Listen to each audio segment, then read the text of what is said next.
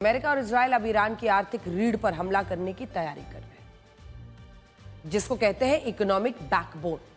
Straight of Hormuz Iran का backbone है और इस पर नियंत्रण रखने के लिए ईरान अपने छोटे छोटे द्वीपों पर निर्भर है।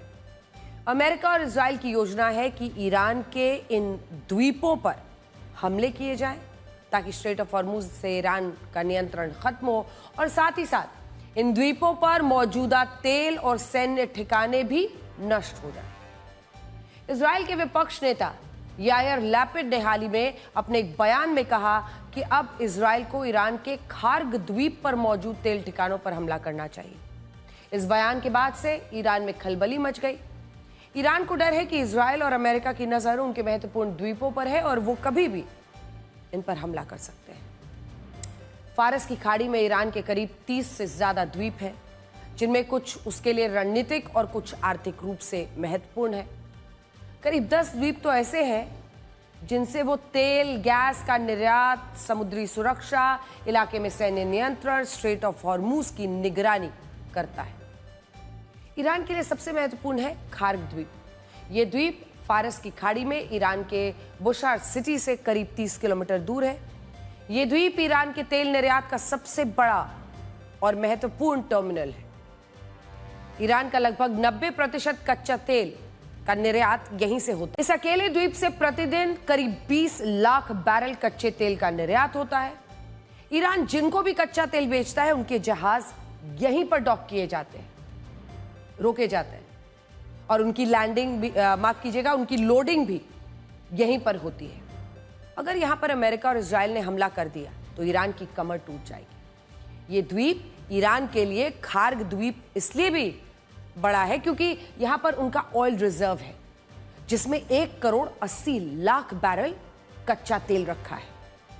इसी तरह स्ट्रेट ऑफ हॉर्मूज के पास केशम द्वीप है। ये फारस की खाड़ी में ईरान का सबसे बड़ा आइलैंड है, द्वीप है, और ये ईरान का एक महत्वपूर्ण बंदरगाह है जहां दुनिया भर के जहाज डॉकिंग करते हैं। स्ट्रेट ऑफ हॉर्मूज के पास होने की वजह से ये ईरान के लिए रणनीतिक रूप से, स्ट्रेटेजिक रूप से बहुत महत्वपूर्ण जगह है।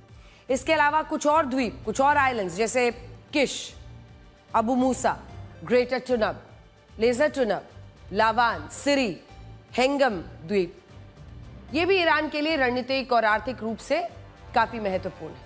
ये द्वीप वैश्विक व्यापार और अंतर्राष्ट्रीय पर्यटन से जुड़े हैं। इसके अलावा इनमें सैन्य ठिकाने भी हैं जिससे ईरानी सेना को मदद मिलती है। इन छोटे छोटे द्वीपों की मदद से ईरान स्ट्रेट ऑफ हॉर्मूज से होने वाले व्यापार पर अपना नियंत्रण बनाकर रखता है और कोई भी अन्य देश उसके नियंत्रण को चुनौती नहीं दे पाता। और यही वजह है कि इन द्वीपों पर हमले के संकेत मिलने से ईरान भड़का हुआ है। ईरान ने तो अमेरिका और इजराइल को चेतावनी दे डाली है कि अगर उनके द्वीपों पर, अगर उनके आइलैंड्स पर हमला हुआ तो युद्ध और बड़े स्तर पर होगा। स्ट्रेट ऑफ हॉर्मूज को बंद करके ईरान ने पूरी दुनिया की जो 20% तेल सप्लाई है उसको रोक दिया है। इससे कई देशों में ऊर्जा संकट खड़ा हो गया है। लेकिन ईरान की एक और खतरनाक योजना का खुलासा हुआ है और अगर उसकी ये योजना कामयाब हो तो दुनिया में तेल और अन्य सामानों का करीब 32% समुद्री व्यापार ठप हो जाएगा, 32%। और तब दुनिया में खलबली मच जाएगी, असली हंगामा शुरू होगा। ईरान के एक वरिष्ठ अधिकारी ने अल जजीरा को दिए अपने एक इंटरव्यू में संकेत दिए हैं कि वो एक और स्ट्रेट को बाधित कर सकते हैं। इस इंटरव्यू में कहा गया है कि अगर अमेरिका ने कोई रणनीतिक गलती की तो एक और स्ट्रेट बंद हो जाएगा और फिर मिडिल ईस्ट में एक खतरनाक क्षेत्रीय संघर्ष शुरू होगा। माना जा रहा है कि ईरान बाब-अल मंदेब स्ट्रेट को बाधित करने की योजना बना रहा है। बाब-अल मंदेब स्ट्रेट दुनिया में सबसे व्यस्त महत्वपूर्ण समुद्री मार्गों में से एक है। ये स्ट्रेट ऑफ हॉर्मूज से करीब 250 किलोमीटर दूर है और यहां से होने वाले व्यापार पर यूरोपीय देश काफी हद तक निर्भर है। बाब-अल मंदेब स्ट्रेट गल्फ ऑफ एडन और रेड सी को जोड़ता है। इसके एक तरफ यमन है, दूसरी तरफ अफ्रीकी देश जिबूती है। यहां से एशिया और यूरोप के बीच व्यापार होता है जो गल्फ ऑफ एडन, रेड सी और सुएज कैनाल के जरिए किया जाता है। अगर ईरान या फिर उसके प्रॉक्सी ही कह लीजिए, हिजबुल्लाह, हमास, हुती, कोई भी अगर ईरान या उसके प्रॉक्सी संगठन हूती ने इसे बंद करने के लिए हमले कर दिए शुरू, तो पूरी दुनिया बड़े आर्थिक संकट में फंस जाएगी। इस समुद्री मार्ग के बंद होने से जहाजों को अफ्रीका का पूरा चक्कर लगाकर लंबे रास्ते से होकर जाना पड़ेगा, जिससे व्यापार की लागत बढ़ेगी, तेल और गैस की कीमतों पर असर पड़ेगा।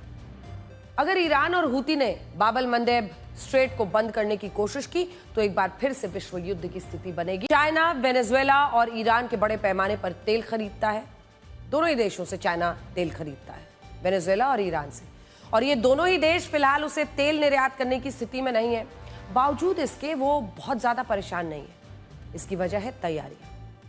ऐसे हालातों से निपटने के लिए उसने 3 बड़ी तैयारियां की थी, जिसका फायदा आज चाइना को मिल रहा है। पहला, उसने बड़े पैमाने पर ऑयल रिजर्व्स बनाए। दूसरा, हालात बिगड़ने के संकेत मिलते ही कच्चे तेल की खरीद बढ़ा दी। तीसरा, कच्चे तेल की निर्भरता को इलेक्ट्रिक व्हीकल से कम किया। चाइना दुनिया में कच्चे तेल का सबसे बड़ा आयातक है। वो दुनिया में कच्चे तेल के कुल निर्यात का 19% हिस्सा अकेले खरीदता है। इस वक्त उसके पास दुनिया का सबसे बड़ा स्ट्रेटेजिक पेट्रोलियम रिजर्व भी है, जिसमें करीब 140 करोड़ बैरल कच्चा तेल है। यानी तेल का आयात रुकने के बावजूद अगले 6 से 8 महीने तक उसे कच्चे तेल की कोई समस्या नहीं होगी। अब देखिए, चाइना को पहले से पता था कि जब ईरान, अमेरिका, इजराइल लड़ेंगे तो कच्चे तेल की समस्या होनी है, और ऐसे हालातों के लिए उसने पहले से तैयारी कर ली थी। मिडिल ईस्ट में हालात बिगड़ने के संकेत मिलने के बाद पिछले साल उसने कच्चे तेल का आयात लगभग 4.6% बढ़ा दिया था, और इस साल जनवरी फरवरी में उसने इसे 16% तक बढ़ा दिया। यानी उसने हालातों को परखने में गलती नहीं की, पहले से ही बड़ी मात्रा में तेल खरीदना शुरू कर दिया था।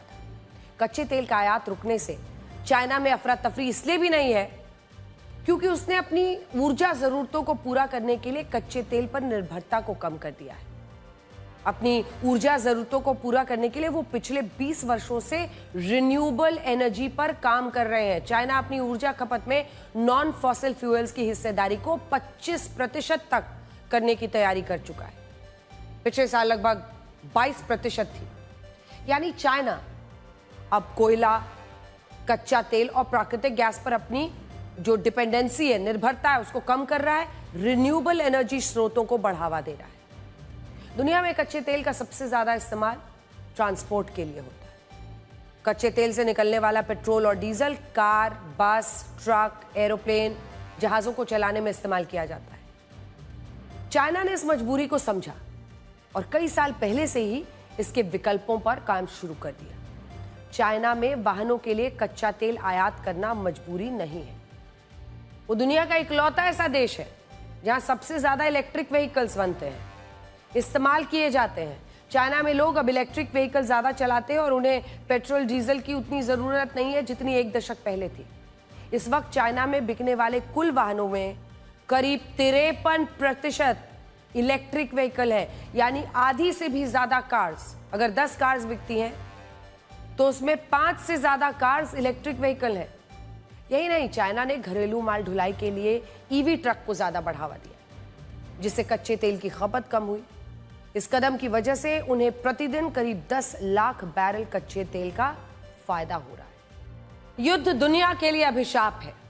बावजूद इसके अलग अलग मुद्दों पर दुनिया के किसी ना किसी क्षेत्र में कोई ना कोई युद्ध चल रहा है, और इसका दुखद पहलू यह है कि इसमें हजारों लोग मारे जाते हैं। ईरान युद्ध के 14 दिनों में 2200 लोग मारे जा चुके हैं, 18,000 से ज्यादा लोग घायल हैं। अकेले ईरान में 5,000 से ज्यादा रिहायशी इमारतें ध्वस्त हो चुकी हैं। हजारों लोगों के सिर से आशियाने छिन गए। लेकिन अमेरिका के लिए ये तबाही, ये मौतें क्या मजाक है? अमेरिका के लिए युद्ध एक वीडियो गेम है। हम ऐसा इसलिए कह रहे हैं क्योंकि व्हाइट हाउस के ट्विटर हैंडल से एक वीडियो शेयर किया गया है। इसमें एक वीडियो गेम दिखाया गया है जिसके हर खेल का टारगेट हिट होने पर ईरान के किसी इलाके में बमबारी दिखाई गई। यानी अमेरिका की नजर में मिसाइल हमले, ड्रोन हमले और इन हमलों में मारे जाने वाले लोग वीडियो गेम जैसा है। इस वीडियो को लेकर सोशल मीडिया पर हंगामा मचा हुआ है। यूजर्स अमेरिका की संवेदनहीन मानसिकता पर सवाल उठा रहे हैं और उनका कहना है कि अमेरिका की बमबारी में मासूम लोग मारे जा रहे हैं, उसके लिए ये युद्ध एक मजाक है।